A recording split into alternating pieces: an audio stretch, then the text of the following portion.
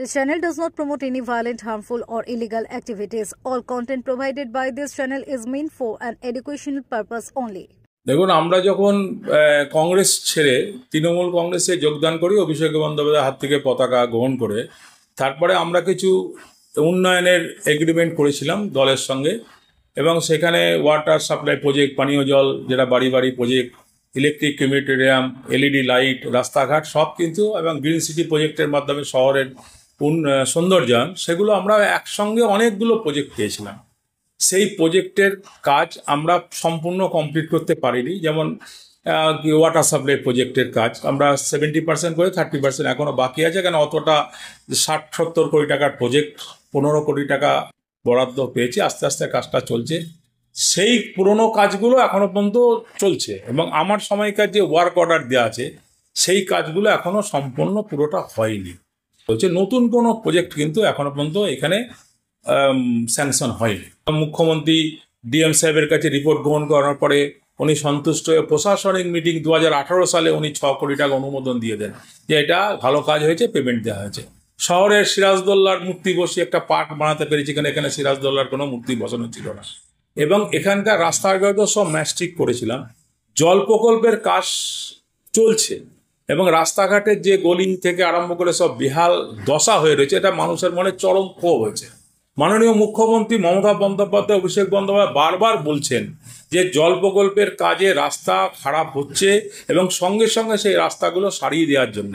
কিন্তু আমি কিছুতেই বুঝতে পারছি না যে মানুষের ভোট, আরও 26-এ ভোট আছে বিধানসভা, সেখানে মুখ্যমন্ত্রী যেখানে প্রত্যেকটা জেলায় জেলায় সফর শুরু করে দিয়েছেন, কিন্তু আমাদের এই শহরে কিন্তু রাস্তাঘাটের অবস্থা, যে ভালো রাস্তা খারাপ হয়ে গেছে, তাতে আর সমস্ত মানুষকে এই মুহূর্তে জল দেওয়া সম্ভব না। 30% লোককে জল দেওয়া সম্ভব, 70% লোককে কিন্তু এই মুহূর্তে পানীয় জল সম্ভব না। কিন্তু প্রত্যেকটা রাস্তাঘাট এত ভেঙেছে, এবং মুখ্যমন্ত্রীর নির্দেশ থাকা সত্ত্বেও কী কারণে এই রাস্তা সারাই করা হচ্ছে না সেটা আমি জানি না। অনেক মানুষ আমাদের সঙ্গে যোগাযোগ করেন, যেহেতু শহরের একজন রাজনৈতিক ব্যক্তি হিসাবে, এবং তাদেরকে আমি বলি যে নিশ্চয়ই পৌরসভা করবে, কিন্তু পৌরসভা কিন্তু এই রাস্তাগুলো সারাবার দিকে একটু নজর দেন না। দেখুন, ইন্দ্রজিৎ ধর তো দলের চেয়ারম্যান নয়, কেন দল যাকে চেয়ারম্যান করেছে তার নাম ললিতা দাস নন্দী। এটা সাউনি সিংহ রায় যখন জেলার সভাপতি ছিলেন তখন যে ভোট হয়েছিল, সেই ভোটে আমাদের দুটো টিম ছিল। তাতে করে আমরা একটা টিম আবু তাহের খানের নেতৃত্বে বিশ্বাস করে আমরা এগেছিলাম। আমাদের পুরনো কাউন্সিলর যারা এখানে সার্বিক উন্নয়নের সঙ্গে যুক্ত ছিলেন, তারা, আমি ব্যতি রেখে মেহেদি আলম মির্জা আর অনিতা হালদার ছাড়া কাউকে নমিনেশন দেয়নি। আমাকে একটা জায়গায় নমিনেশন দিয়ে দুটো নির্দল দাঁড় করিয়ে বর্তমান চেয়ারম্যান যিনি, ওনার দাদা বিশ্বজিৎ ধর প্রাক্তন চেয়ারম্যান কংগ্রেসের ছিলেন, উনি আমার বিরুদ্ধে নির্দল দাঁড়িয়েছিলেন এবং 200টা ভোট কেটেছেন। আরেকটা নির্দল দাঁড় করানো হয়েছিল, তার নাম ওখানকার রানিং কাউন্সিলর কংগ্রেসের ছিলেন, উনি নির্দল দাঁড়িয়েছিলেন, তৃণমূল দাঁড় করিয়েছিল, এবং আমি মাত্র 36 ভোটে আমি পরাজয় বরণ করি। কিন্তু এইভাবে যে শহরের মধ্যে যে গোষ্ঠী বিন্যাস হয়ে আছে, এবং পুরনো দিনের যারা এই শহরের সার্বিক উন্নয়নের সাথে যুক্ত ছিল, তাদের প্রত্যেকটা কাউন্সিলরকে কিন্তু ঘরে বসিয়ে দেওয়া হয়েছে। বর্তমান যিনি চেয়ারম্যান, তিনি ললিতা দাস নন্দীকে অনাস্থা এনে সরিয়ে বিজেপির সহযোগিতায় উনি কিন্তু চেয়ারম্যান হয়েছেন। তো সেই বিজেপির 3টে কাউন্সিলরের সমর্থনে উনি চেয়ারম্যান হয়েছেন, এবং দলের একটা সেকশন ওনাকে নিশ্চয়ই সমর্থন করেন। আমরা আজকে, উনি 19 সালেও সভাপতি ছিলেন শহরের, বর্তমানে উনি চেয়ারম্যান। আজ পর্যন্ত উনি শহর তৃণমূল কংগ্রেসের সভাপতি রয়েছেন। আমাদের মতো লোকদেরকে, যারা চেয়ারম্যান ছিলেন, ভাইস চেয়ারম্যান ছিলেন, আমি তৃণমূলের জেলা কমিটির সম্পাদক হিসেবে দীর্ঘদিন কাজ করছি। এমপি আবু তাহের খানের গভর্নমেন্ট নমিনি এমপি রিপ্রেজেন্টেটিভ হিসেবে আমি এখানে ওনার কাজকর্ম দেখাশোনা করি, কিন্তু শহরের সভাপতি বর্তমান চেয়ারম্যান ইন্দ্রজিৎ ধর আমাদের কোনো কর্মীকে আজকে তার দলে কোনো অংশগ্রহণ করতে দেন না, এবং ডাকেনও না। আমার বাড়ির সামনে এই অফিসের পাশ দিয়ে মিছিল যায়, আমরা পরে জানতে পারি, কিন্তু কোনো, যেখানে মাননীয় মুখ্যমন্ত্রী অভিষেক বন্দ্যোপাধ্যায় বলছেন ঐক্যবদ্ধতাই কিন্তু আগামী দিনে আমাদের জয়লাভ করাবে। আমরা এই শহরে প্রায় 8,000, 8,500 ভোটে পিছিয়ে আছি। 19 সালেও পিছিয়ে, 21 সালেও পিছিয়ে, পার্শ্ববর্তী জিয়াগঞ্জ শহরেও আমরা পিছিয়ে আছি। অথচ এখানকার সভাপতি একজন রয়ে গেছেন যারা গোষ্ঠীদ্বন্দ্ব করছেন, এবং আরও বাজে কাজ করছেন। আমি একজন প্রাক্তন চেয়ারম্যান, আপনারা নিশ্চয়ই শুনে লুকিয়ে রাখবো না, উনি আমাদেরকে মিথ্যা মামলায় জর্জরিত করে হাইকোর্টের মাধ্যমে উনি মামলা করেছিলেন। সেই মামলার যে ডিপার্টমেন্টাল ইনকোয়ারি হয়েছে তাতে কর্মচারীদের বিরুদ্ধে কোনো অর্থনৈতিক তছরূপের অভিযোগ আমাদের পশ্চিমবঙ্গ সরকারের পৌর দপ্তর কিন্তু আনেননি। তা সত্ত্বেও উনি ওই হাইকোর্টের নির্দেশকে অমান্য করে 28 কোটি টাকার মিথ্যা গল্প সেজে 5 জন কর্মচারীকে উনি সাসপেন্ড করে দিয়েছেন, যারা এই পৌরসভার কাজ করে। 2জন ইঞ্জিনিয়ারকে সাসপেন্ড করে দেওয়ার অর্থই হচ্ছে এই শহরের উন্নয়নটা স্তব্ধ হয়ে গেছে। কেন? ইঞ্জিনিয়ার ছাড়া, পৌর কর্মচারী ছাড়া উন্নয়ন করা সম্ভব নয়, এটাই মনে করি। তাই আজকে এখানে যে গোষ্ঠী বিন্যাস হয়ে আছে, এবং উনি তো আমি বলতে চাই, আমাদের মতো যারা কাউন্সিলর আছে, যারা চেয়ারম্যান ছিলেন, এই পৌরসভার সম্পূর্ণ পরিষেবা থেকে আমরা ব্যক্তিগতভাবে আমাদেরকে বঞ্চিত করে রেখেছি। পৌরসভায় আমি 36টা ছেলেকে আমি চাকরির ব্যবস্থা করেছিলাম পৌরসভায়, পার্মানেন্ট স্টাফ। তাদের একজন যদি আমার সঙ্গে কোনো কারণে রাস্তায় কথা বলে, তাদেরকে সাসপেন্ড করে দেওয়া হয়। যদি অস্থায়ী কর্মচারী, যারাকে আমরা দীর্ঘদিন পৌরসভা থাকাকালীন যাদেরকে অস্থায়ীভাবে নিয়োগ করেছি, তারা যদি কোনো কারণে আমার বাড়িতে যদি কনজারভেন্সি পরিষেবা দিতে আসে, তখন আমাদের দরকার পড়ে, কারণ আমাদের বাথরুম পরিষ্কার করার লোক, তাদেরকে কিন্তু ভয় দেখিয়ে এবং তাদেরকে তাদের মাসের মাইনা বন্ধ করে দেওয়া হয়। এইভাবে আমাদেরকে পৌর পরিষেবা থেকেও বঞ্চিত করা হচ্ছে। কারণ কি? ওনার পক্ষে আমরা নই। তো রাজনীতির দল, আমি তৃণমূল কংগ্রেস করি, আমি আজীবন তৃণমূল কংগ্রেস করব। ওনাদের মতো একবার কংগ্রেস, একবার বিজেপি, ওনার দাদা বিশ্বজিৎ মাঝে বিজেপি হয়ে গেছিলেন, এখন আবার উনি নির্দল। আবার আমি শুনছি যে উনি নাকি কংগ্রেস করছেন। তা আমি জানি না যে ওরা আবার দেখছি গৌরীশঙ্কর ঘোষের সঙ্গে ওরা একটা সামাজিক অনুষ্ঠানে একসঙ্গে বসে দিন 10 আগে আমি দেখলাম ফেসবুকে যে গৌরীশঙ্কর ঘোষ বিজেপির কাউন্সিলরের সঙ্গে ওরা বসে আলোচনা করছেন। ওরা কোন পার্টিতে আছেন? আবার যদি কেউ ওনাকে কোনো সাংবাদিক হয়তো প্রশ্ন করেন যে আপনি কোন দলে, বলে আমি তৃণমূল দলে আছি, কিন্তু তৃণমূলের ইয়ের সঙ্গে আমার নেতৃত্ব যা বলবে শুনবো না, কারণ আমার মেজরিটি কাউন্সিলর আমাকে চেয়ারম্যানের চেয়ারে বসিয়েছে। কাউন্সিলরদের ওপর উনি ডিপেন্ডেবল। কাউন্সিলরদের মাধ্যমে উনি হাইকোর্ট থেকে চেয়ারম্যান হয়েছেন। যিনি হাইকোর্টের রায়ে চেয়ারম্যান হয়েছেন, তাকে তো দল একটা অংশ সমর্থন করতে পারেন, কিন্তু এখানকার কাউন্সিলররা ভীত সন্ত্রস্ত, মুখ খুলতে রাজি না। কিন্তু আমি জানি প্রত্যেকটা কাউন্সিলরের মধ্যে চরম ক্ষোভ রয়েছে, চরম ক্ষোভ। ওনারা বলতে পারছেন না, কেন? উন্নয়নটা ওনারা দেখে এসছেন, সে উন্নয়ন আজকে স্তব্ধ এই শহরে। উনি হয়তো মুখে বলছেন সব কিছু, একটা কাজ উনি বলুন আপনাদের মাধ্যমে যে এই কাজটা উনি স্যাংশন করে নিয়ে এসছেন। পুরনো কাজ চলছে, সেটাই সুষ্ঠুভাবে হচ্ছে না, কারণ ইঞ্জিনিয়ার নেই, কাজ হবে কোত্থেকে? উনি কর্মচারীদের কোথায় মানুষ চায় যে কিছু বেকার ছেলে চাকরি পাক, সেখানে উনি 5-7 জন কর্মচারীকে সাসপেন্ড করে তাদের চাকরি খাওয়ার ব্যবস্থা করে দিয়েছেন। অস্থায়ী কর্মচারী ওনার বিপক্ষে নয়, যদি আমাদের সঙ্গে জোয়া রাখে তাদেরও 5-6 জনকে উনি চাকরি থেকে বসিয়ে দিয়েছেন। এই ধরনের জিনিস উনি করেছেন।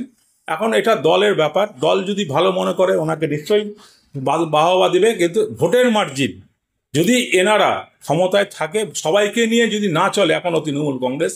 আমি একজন বর্ষিয়ান, আমার 60 বছর বয়স, আমার দীর্ঘ অভিজ্ঞতায় বলছি, মুর্শিদাবাদ পৌরসভা এলাকার কথাই বলবো, যদি এখানকার আমি তৃণমূল কংগ্রেসের একজন সাধারণ কর্মী, সবাইকে নিয়ে যদি পুরনো নতুনকে এক জায়গায় করে যদি ঐক্যবদ্ধ করে লড়া যায়, 8,000 কেন 12,000ও মাইনাস হতে পারে। এর জন্য দায়ী থাকবে কিন্তু বর্তমান যারা এখানকার তৃণমূল কংগ্রেস ধরো পাও। এখানে তৃণমূল কংগ্রেস কমিটি কোনো কমিটি নেই, যুবর কোনো অস্তিত্ব নেই, ছাত্রের কোনো অস্তিত্ব নেই। এখানে এই টাউনে ছাত্রর কোনো সবের মূল হচ্ছে যেহেতু পৌরসভার চেয়ারম্যান আর পৌরসভার অল্প কজন কর্মচারীরা বাধ্য চেয়ারম্যানের পিছনে ভাগতে, আর ওই ছবি পোস্ট হচ্ছে তাদের কাজ, সব ছবি পোস্ট। পিছনে 10 জন হাঁটবে, 2টো সিকিউরিটি হাঁটবে, ছবি পোস্ট। আজকে আমি বলছি যে আমাকে আমার বিরুদ্ধে এফআইআর করুক, সুপ্রিম কোর্টে নিয়ে যাক, হাইকোর্টে মামলা চলছে, যদি আমি দোষী সাব্যস্ত হই, যে শাস্তি আমি পাবো আমি মাথা পেতে নেব। যেহেতু আইনের লড়াই আমি লড়ছি, মিথ্যা চারের বিরুদ্ধে লড়ছি, একদিন এটা দুধ কা দুধ পানি কা পানি হয়ে যাবে, এটা আমি বিশ্বাস করি। কারণ আমি চেয়ারম্যান, আমি কি করেছি আমার অন্তর বলবে, তাহলে আপনাদের মিডিয়ার সামনে আমি আসতাম না। কিন্তু একটা দলের প্রাক্তন চেয়ারম্যানকে আজকে কালেমানিত্ব করে দলের কি ভালো হচ্ছে? ভিতর যদি দলের মধ্যে আলোচনা করে যদি আমাকে বলতো যে তুমি অন্যায় করেছো, আমি 100 ভাগ মাথা পেতে নিতাম। কিন্তু আজকে দলের আমাকে ছোট করার জন্যে, এখানকার উন্নয়নকামী মানুষের উন্নয়নকে স্তব্ধ করার জন্যে গোষ্ঠী বিন্যাস করে নিজেদের ক্ষমতা চেয়ারে বসছেন। আর একটা কথা, যত পয়সা ওদের কাছে আছে ভারতবর্ষের কোনো শিল্পপতির কাছে অত পয়সা নেই।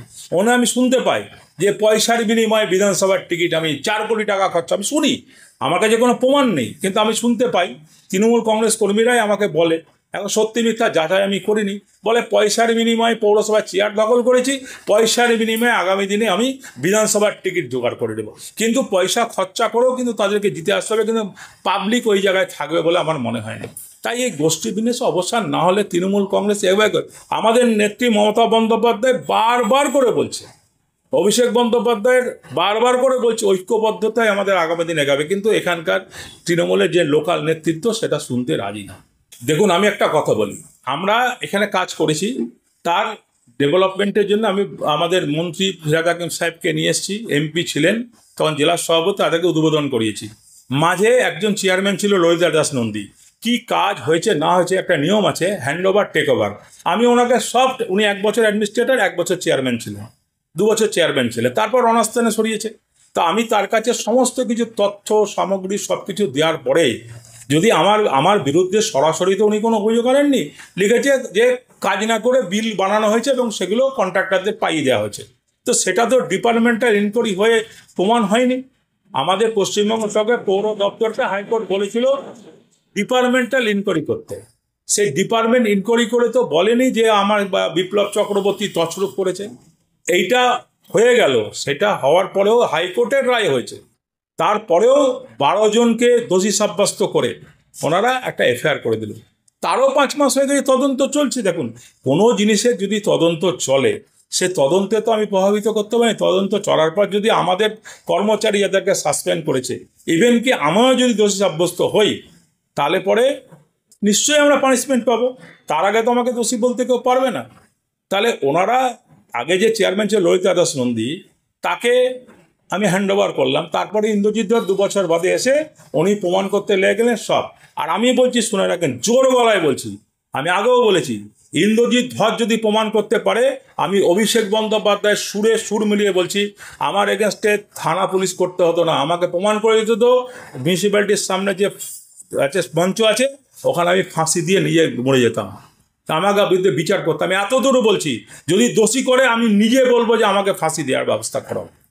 কিন্তু ওরা আমাকে বদনাম করার জন্য, ছোট করার জন্য, আমাদের 2টো গোষ্ঠী আছে, আমি একটা ডানপন্থী দলের গোষ্ঠী থাকে, আমি একটা ওরা আমার বিরুদ্ধে ছিল চেয়ারম্যান থাকাকালীন টাউন সভাপতি হিসেবে, আজও ওরা বিরুদ্ধে আছে। কিছু কিছু নেতৃত্ব পরিবর্তন ঘটেছে, কিন্তু নেতৃত্ব যারা ছিল তারা দূরে সরে গেছে। এখন কোন নেতৃত্বকে সাপোর্ট করে সেটা তো আমি পরিষ্কার করে বলতে পারবো না। আমি জেলা তৃণমূল কংগ্রেস সম্পাদক হয়ে আছি, এখনও আমি আছি, বা আগামী দিনেও থাকবো। আমি তৃণমূল কংগ্রেসের নেতা, মমতা বন্দ্যোপাধ্যায় উন্নয়নে বিশ্বাসী, অভিষেক বন্দ্যোপাধ্যায়ের নেতৃত্বে বিশ্বাসী। আমি অভিষেক বন্দ্যোপাধ্যায় হাত ধরে তৃণমূলে জয়েন করেছি।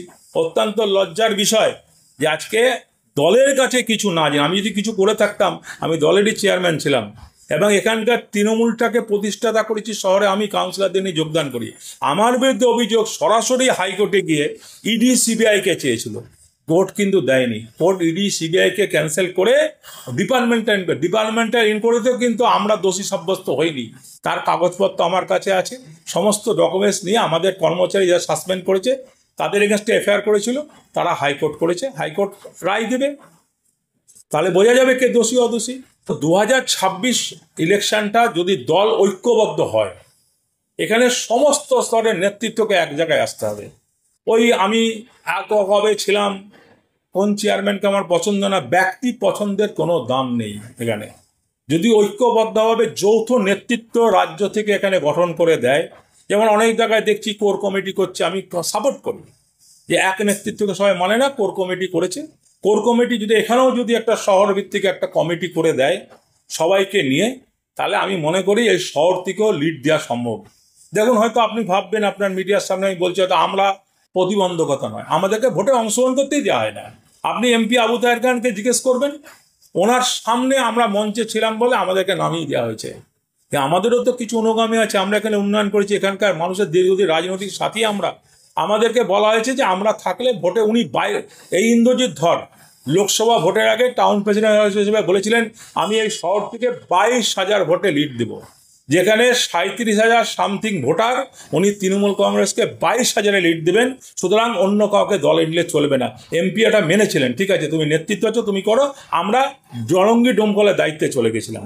কিন্তু ভোটের রেজাল্ট কী হলো? আমরা তো কোনো ডিস্টার্ব করিনি। ভোটের রেজাল্টে গেলে 8,800 না 900 ভোটে এখানে পিছিয়ে থাকে। এবং এটা না বিধানসভাতে পিছিয়ে, লোকসভা দুটো টার্মসের উনি তৃণমূলের শহরের সভাপতি, আবার বর্তমানে 2 in 1 উনি চেয়ারম্যানও বটে। তাহলে চেয়ারম্যান শহর সভায় থাকাকালীন আমাদেরকে সরিয়ে রেখে ভোট করতে চাইলেন, 22,000-এর জায়গায় 9,000 ভোটে মাইনাস হলেন।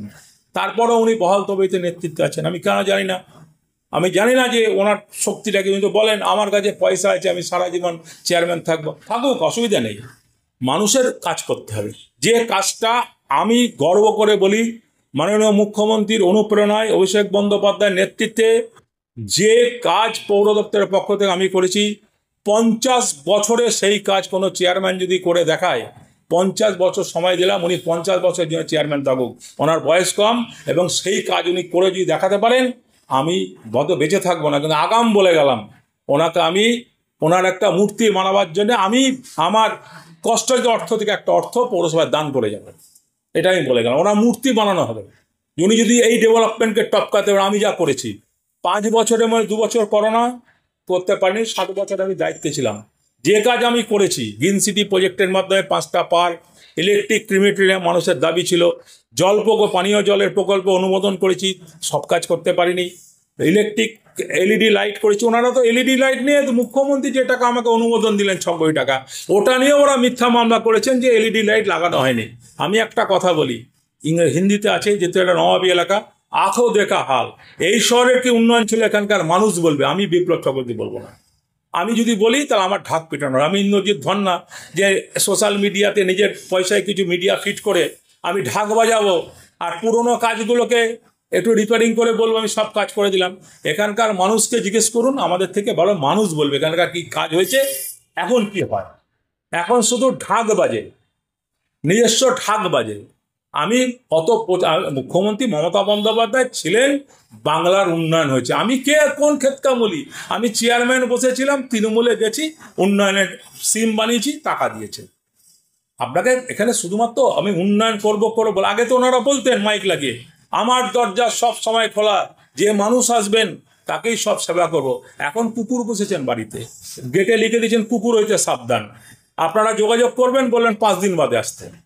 তাহলে আগে বলতো আমার দরজা খোলা, এখন কায়দা করে একটা এলসিসিএন পুষে বলছেন যে কুকুর হইতে সাবধান, মানুষ যাবে না।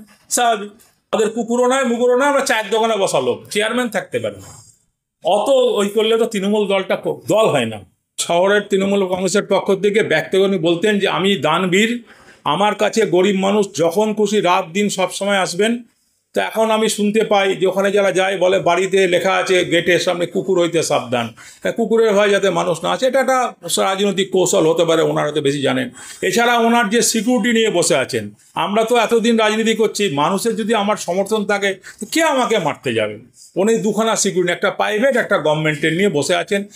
আমি শুনি সিকিউরিটিরা বলে যে চেয়ারম্যান সাহেব মিটিং করছে, এখন দেখা হবে না।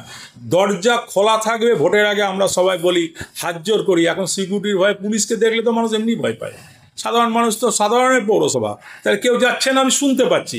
এই ঘাটতিগুলো মিটালে আমি মনে করি যে ওনারও শুভবুদ্ধি হবে। এই ঘাটতিগুলো মিটিয়ে আমরা হাতে হাত মিলিয়ে তৃণমূল কংগ্রেসকে 26 সালে ভোটে বৈতরণীটা পার করতে চাইছি। মমতা ব্যানার্জি প্রচণ্ড চেষ্টা করছেন, অভিষেক বন্দ্যোপাধ্যায় প্রচণ্ড চেষ্টা করছেন। আমরা তৃণমূল কংগ্রেস কমিটির, আমার চেহারা খারাপ হতে পারে, ওনারও তো চেহারা ভালো হতে পারে, এইটা বিশ্লেষণ না করে ঐক্যবদ্ধভাবে চলা উচিত। আমি কাউকে বাদ দিয়ে চলার পক্ষপাতী না। সেখানে ইন্দ্রজিৎ ধর থাক, তারও বিপ্লব চক্রবর্তী থাক, মেহেদি আলম মির্জা থাক, আবু তাহের খান থাক, শাওনি সিংহ থাক, অপূর্ব সরকার থাক, সবাই মিলে একটা মঞ্চ বানিয়ে আমরা বলতে পারি যে আমরা বিজেপি বিরুদ্ধে আমরা লড়াই করব। কিন্তু কেউ কেউ দিনের বেলায় বিজেপির বিরোধিতা করছে মাইকে, আবার রাতের বেলায় কোনো সামাজিক অনুষ্ঠানে সেখানে গিয়ে বিজেপির সঙ্গে বসে বলছে আমরা আছি, চিন্তা করেন না। এইটা আমি পক্ষপাতী। আমি তৃণমূল কংগ্রেস করি, বিজেপির দালালি আমি করবো না, কোনোদিনই করবো না। আমি নিজের চেয়ারের জন্যে, আর এই চেয়ার কি কর পার্মানেন্ট নাকি? আজ আছে কাল থাকবে না, 5 বছরের চেয়ার। এই দল যদি মনে করে কালকে পাল্টে দিবে, বলে না যে আজকে রাজা কাল সে ভিখারি, কপালের লেখন বোঝা যাবে। সারা জীবন তো চেয়ারম্যান থাকবেন আমি আশা করেছিলাম। আমি তো চেয়ারম্যান গঠন করতাম। মিরাজ আলম মির্জা আমাদের হাতের তৈরি, সোমনাথ ঘোষ, আমাদের সোমেন দাস, ললিতা দাস নন্দী সব চেয়ারম্যান হয়েছে আমার সামনে হয়েছে, আমি কাউন্সিলর ছিলাম, কিন্তু কাজ করতাম তার ফল পেয়েছি। আমাকেও চেয়ারম্যান করছে পরে, আমি তো কোনদিন বললাম আমার ছেলে জুনিয়র চেয়ারম্যান করলে, দলের সিদ্ধান্ত চূড়ান্ত, কিন্তু দলের কাউন্সিলর, দলের চেয়ারম্যান মহিলা এসসি, যেখানে বাংলার মুখ্যমন্ত্রী মহিলা। আমার একটা প্রশ্ন, দলের চেয়ারম্যান ললিতা দাস নন্দীকে ভোটের পরে 21 সালে দল থেকে সিদ্ধান্ত করে চেয়ারম্যান করা হলো, কোন শক্তির বলে ইন্দ্রজিৎ ধর অনার্স টেনে অম্বিয়া সিনহা হাইকোর্টের জাজের ওখান থেকে এজলাস থেকে রায় পেয়ে উনি চেয়ারম্যানের চেয়ারে বসলেন? এই প্রশ্নটা আমার থাকলো। দলের একজন কর্মী হিসাবে দল যেখানে ডিসিপ্লিনের কথা বলে, দলের বিরুদ্ধে যারা তাদের বিরুদ্ধে কেন এই ব্যবস্থা গ্রহণ দল করলো না? দল কেন এই ব্যবস্থা গ্রহণ করে না? দলের কোন নেতা ওনাকে সাপোর্ট করেছেন এই অনার্স আনার জন্য? যারা দল যদি চেয়ারম্যান পাল্টাতো হতো, দল পাল্টাতো। ললিতা দাস নন্দী কোন ক্ষেতের মূল্য, যাকে পাল্টানো যাবে না? বিপ্লব চক্রবর্তী কোন হরিদাস পাল, যাকে পাল্টানো যাবে না? আমরা দলের সিম্বলে জিতি। তাহলে দলের বিরুদ্ধে বিজেপির 3 জন কাউন্সিলরকে সঙ্গে নিয়ে অনাস্থা এনেছে, কংগ্রেসের 3, তৃণমূলের 3 জন, বিজেপির 3 জন, 6 জন। তারপরে বিজেপিকে পারচেস করে আজকে এখানকার বিধানসভা উপহার দেওয়া হয়েছে। আমি বলছি তো, বিজেপিকে উপহার দিচ্ছে পৌরসভা। এই পৌরসভার আমরা সারা জীবন ধরে লিড পেয়ে এসেছি, আজকে এই পৌরসভা পিছিয়ে আছে কেন? এই প্রশ্নটা কিন্তু শহরের সভাপতিকে দিতে হবে। আগে আমি চেয়ারম্যান ছিলাম, আমার ঘাড়ে চাপিয়ে দিত ওনারা দায়িত্ব, এখন উনি চেয়ারম্যান, উনিই কিন্তু পৌরসভার শহরের সভাপতি। তাহলে বিগত লোকসভা ভোটে 8,000 9,000 ভোটে পিছিয়ে থাকলো, তার কৈফিয়ত দলকে ওনাকেই দিতে হবে। এটা আমার কাছে বক্তব্য। যে এই দুটো আমি প্রশ্ন তুললাম আপনাদের মাধ্যমে। দলের শিডিউল কাস্ট মহিলা চেয়ারম্যানকে অনাস্থানে সরিয়ে বিজেপির সহযোগিতায় উনি বোর্ড গঠন করলেন, কার নির্দেশে? দ্বিতীয় নম্বর কথা, দল এখনো পর্যন্ত তার বিরুদ্ধে কোনো ব্যবস্থা গ্রহণ করলো না কেন? আর আমার বিরুদ্ধে যিনি নির্দল হিসেবে পরিচয় করলে সে ইন্দ্রজিৎ ধরের দাদা বিশ্বজিৎ ধর ওরফে তারক ধর, ওনাকে আজকে পৌরসভা পরিচালনা করতে দেওয়া হয়েছে কার নির্দেশে? এই দুটো প্রশ্ন আপনাদের মাধ্যমে আমি দলের কাছে করতে চাইছি।